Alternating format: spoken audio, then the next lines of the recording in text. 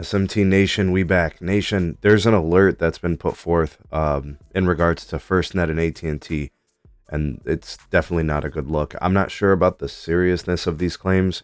I mean, I would say obviously it's serious, but in terms of the urgency, I'm not really sure how bad this could potentially get, but I'll give you guys some of my takes at the end of the video after I kind of explain what's in this article from Donnie Jackson and Urgent Communications.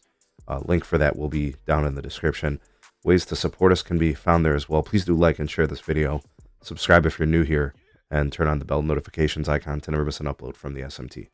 All right, folks. So AT&T is the contractor for FirstNet.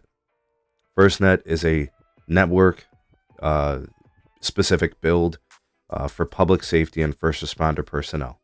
What AT&T was rewarded in this contract was a 10 megahertz by 10 megahertz a slice of 700 megahertz spectrum, prime low band, high powered frequencies.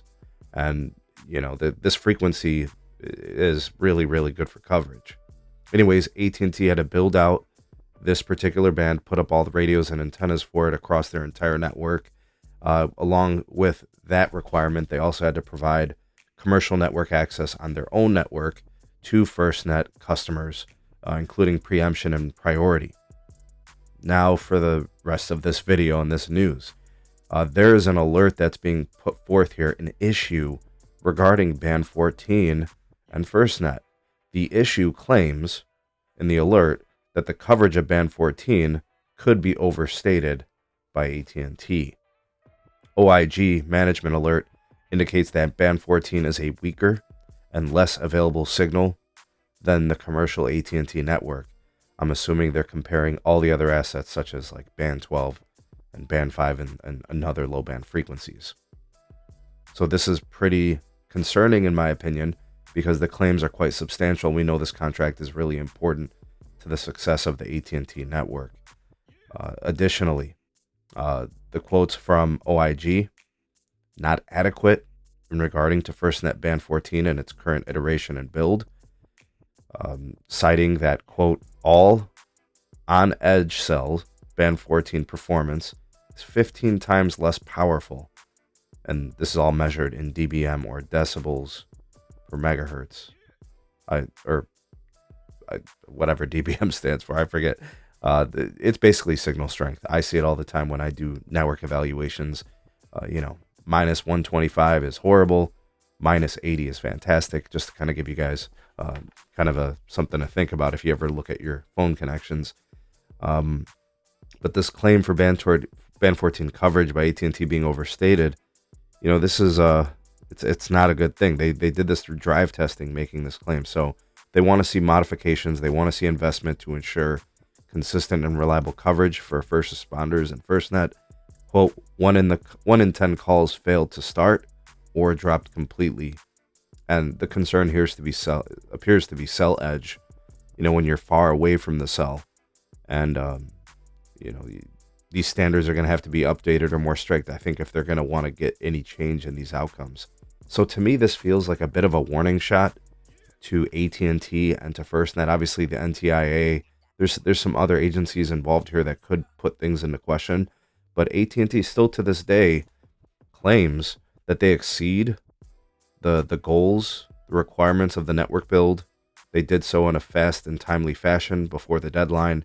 Obviously, they exceeded the performance and reliability and availability requirements. I'll show you guys here on the screen capture. These claims right here in the middle, these three. I'll see if I can zoom in for you guys here.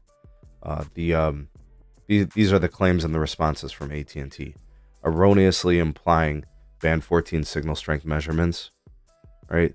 Neglects recognition that AT&T met and exceeded Band 14 contractual compliance, uses overly broad language, incorrectly insinuating conclusions about network edge coverage and applying findings to the entire network. So AT&T, I guess, is defending their position. They don't like the way that this alert is framing them and their work and their standard for how they built this.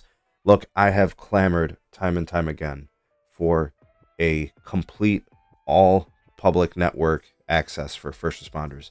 I believe a FirstNet SIM should have AT&T access, Band 14. It should have Band 13 from Verizon. It should have Band 71 from T-Mobile. It should have everything from Dish. These should be SIM cards that connect on any network that is available, and they should all get their own little piece of the pie for servicing and providing coverage for first responders and emergency responders and public safety personnel. That's just the way I see it. And then this becomes less of an issue. The only reason this is an issue, guys, is because there's a contract involved. And of course, there's going to be politicking. You mean to tell me Verizon wouldn't want in on FirstNet? You mean to tell me that T-Mobile wouldn't want in on FirstNet? There's money, there's funding, there's the possibility of growth in adding customers, first responders, and then their family members, right? So yes, do I think there's some pushing and politicking going on here? Absolutely. I'm not naive to say that there isn't. But I will tell you guys, for what it's worth, I have talked to Carlos S. Tech on numerous occasions about this. I've talked to the Bearded Dragon many times about this. The Band 14 signal is not as available as they state. There are some states that have grossly overrated maps of coverage for this, including states such as Nevada, Colorado. I mean, hell, even sometimes in Ohio, I question the availability of Band 14. Sometimes I think it's pulling Band 14 from a neighboring cell and not the serving cell, which means I'm primarily connected to a cell that doesn't have Band 14, right? So those signals are going to be better from a commercial network and not from the FirstNet portion of the network. Do they all commingle? Does it all work together? Yes, of course. But that's not the way that this was intended to work. So is it worth a second look? Is it worth investigating? You guys tell me what you think. Sound off in the comment section below. You all the voice of the people, the SMT Nation. Let your voice be heard.